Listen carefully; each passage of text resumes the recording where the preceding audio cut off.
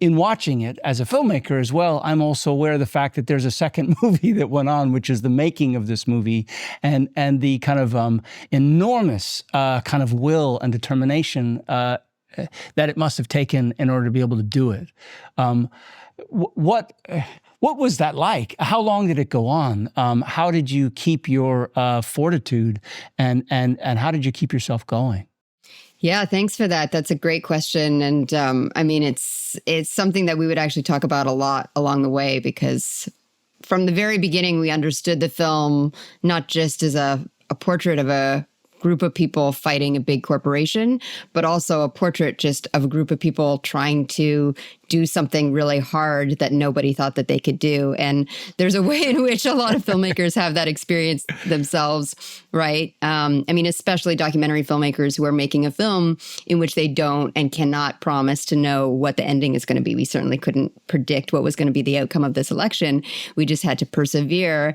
And what that looked like on the ground, and Steve can talk about this more, is just really being, on the ground with this very grassroots, small, scrappy group of worker organizers who basically parked themselves in front of this warehouse in Staten Island, New York, every day and every night for almost a year. And so we followed them over the course of that year, embedded ourselves with them, and then spent a lot of time with them in the many, many months after their victory as well.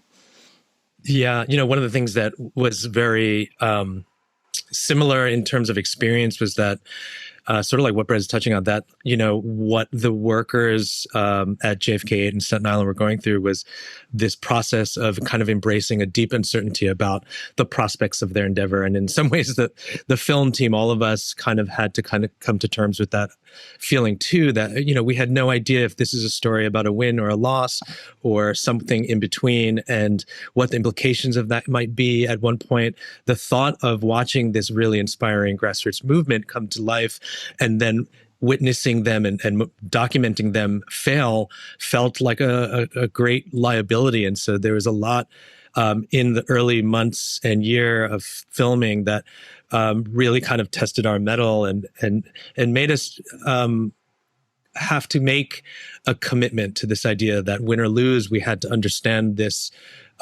effort on a really much more profound level. Like, our intention was to close the distance, this gap of distance of what is visible and not in the contemporary labor movement. And so it was a really exciting, I gotta say, very, harrowing process watching the ALU go through what they did.